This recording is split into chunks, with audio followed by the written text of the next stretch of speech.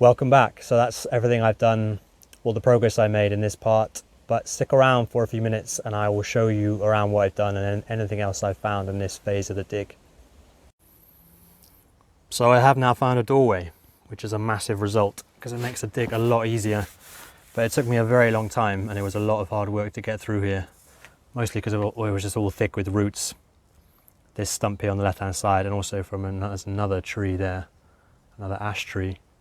And it was wider than I thought as well. So I started by heading for this far corner because I thought I had already seen this corner here. So I headed for that corner, and I think I measured this doorway. I think it's 1.5–6 centimeters, so it's about 3.5 feet wide, which I would say is quite wide compared to a modern doorway, at least in the UK, which is, I would say maybe it's more typically 80–85 centimeters, even for a front door, at least in kind of, newer build houses. I don't know if, for example, there would have been a timber frame built within this stone doorway, or, for example, there just would have been a wooden door fixed into hinge points that were, on hinge points that were fixed straight into the stone.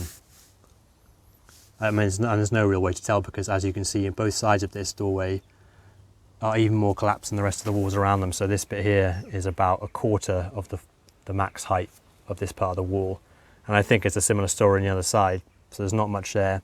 But I did start digging along this way, along this wall, and I think it looks like it starts to return to a similar kind of maximum height. And there's certainly enough ground above it that it could be on that side, well, a similar height to there, going in that direction, but I will have to wait and see.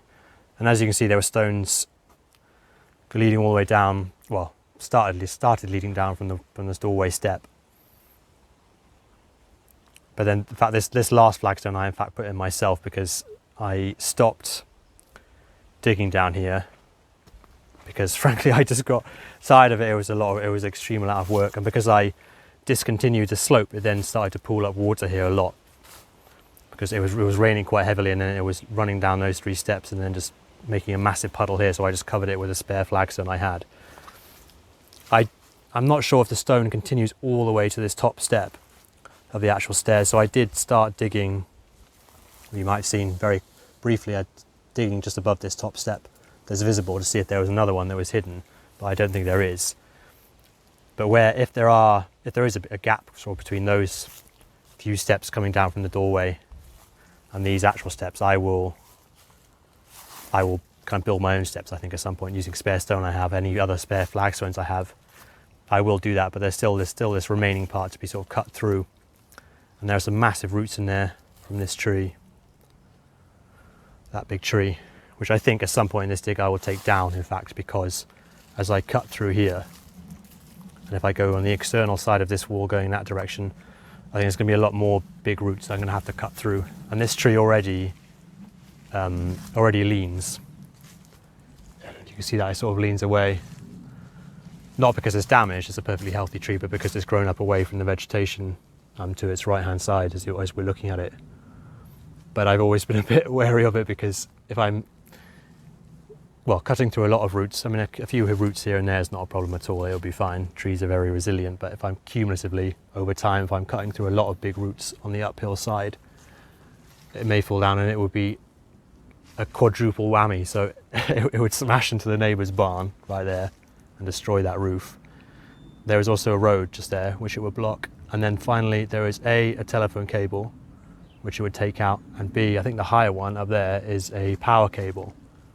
So it would block the road, destroy the neighbour's property, and cut off electricity and telephone. Actually, it is a power cable. I don't know if you can see that, but just through that gap, there's a electricity warning sign on that pole. So the top cable up there is a power cable.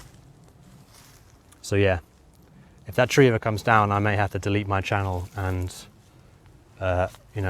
go into hiding, pretend that I was never here.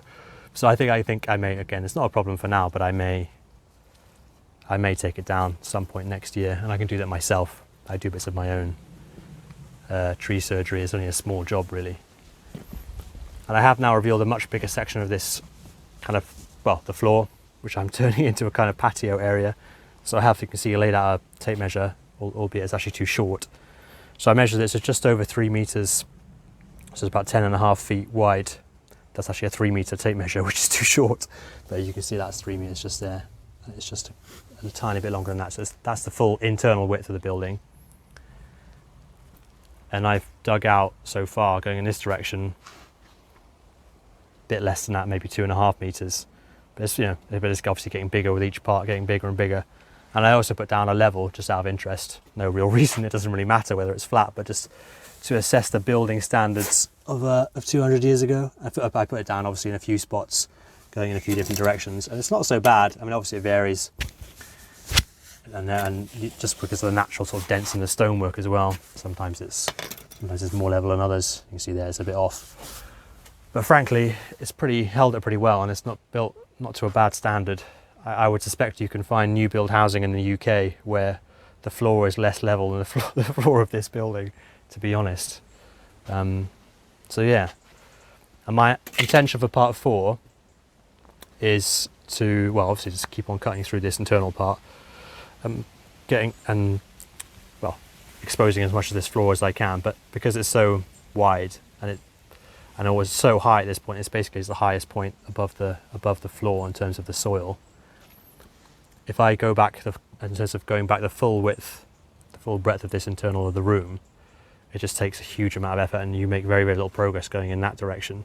So instead, what I'm going to do is dig a narrow kind of channel, maybe a meter wide or so, a few feet wide, just to the left of this, or just to the right of this left-hand side wall, and just go as far back as I can in a thin strip going back that way to see if I can find another wall, in fact, and see how far the floor stretches. So that's kind of my intention, just to try and make quicker progress. I mean, I definitely will ultimately, of course, take all of this out, but it's a huge undertaking that might take me a little bit longer. But yes, and having the doorway makes it much easier, because I can now get a wheelbarrow in and out of here. There's a naturally kind of slopes down and it's up, and then go up around this stump. And I did cut away a little bit of this stump, as you might have seen. And it's quite fortunate in some respects that the stump could quite easily have grown up sort of just here, which would be then impossible to get out of the door.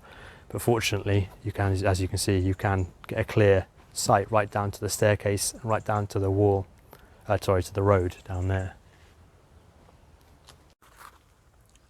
And I did find a few other bits and pieces in this part of the dig. I found this momentous historical object of huge significance that anyone from the UK might recognise, which is a packet of pickled onion Monster Munch, the best flavour, of course, baked corn snacks with an expiry date of 22nd of November 1997. I think I said in my last video that I used to play up here as a kid. So there you go, that's confirmation. Probably one of myself and my brother or one of our friends left that. I think it was near the surface somewhere. But that is another indication as to why you should never litter, because it's been there 25 years and has barely decayed at all. But more seriously, I found another hinge. It's certainly not a hinge I've ever used, although it has screws on it as opposed to nails. But that's a hinge. Some more things to add to the rusty nail collection. A few more of them, a hook of some kind, fairly small, about the size of my hand probably. It's not sharp, it's not pointy at the end, but you can see it's been a hook for something. Various more bits of other broken glass. This glass jar, which was found near the floor, which is complete and has a rusty screw cap top on it. I haven't actually opened it yet. It's got something inside of it, but I will open that. I found quite a bit more bone. There were a couple of shards of bone in the last part, so lots more bits and pieces of bone in here. I mean, which must be kind of just dumped animal bones, meat bones from food.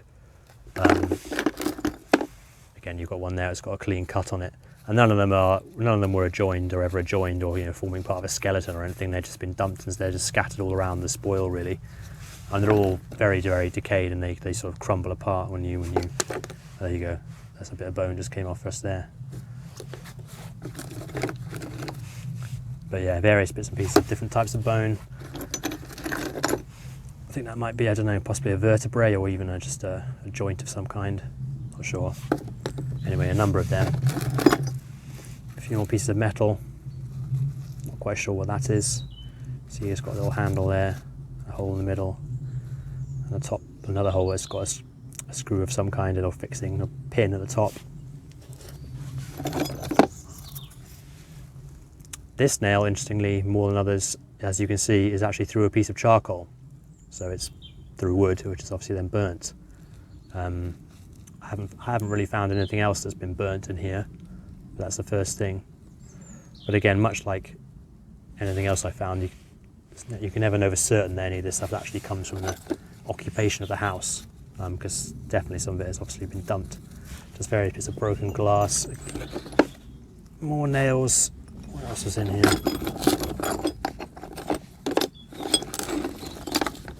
Yeah, just other bits of metal.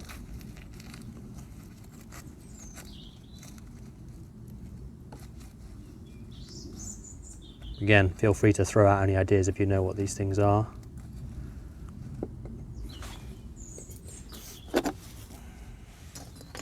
A few more rusty bolts in there. That's a bit of kind of folded over sheet metal. I don't think that's particularly old.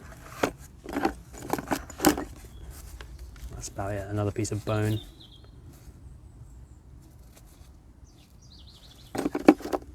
And another. I don't know if anyone watching knows anything about bones and different types of animal bones, but feel free to identify them if you know or aware what specific bones they are, or indeed what type of animal. My guess would be lamb or mutton. I mean, sheep. So both obviously sheep bones of some kind, but I'm certainly not sure about that. But it must come from obviously some kind of sizable mammal, livestock of some kind. They're pretty big bones. And that is it, I believe. So that's it for part 3. Thanks again for watching, and if you've watched any of the other videos, part 4 will be out a little bit later, slower I think. I'm going to have less time and the weather is getting worse, so it will be out I think sometime in December. But see you again next time. Cheers guys, bye.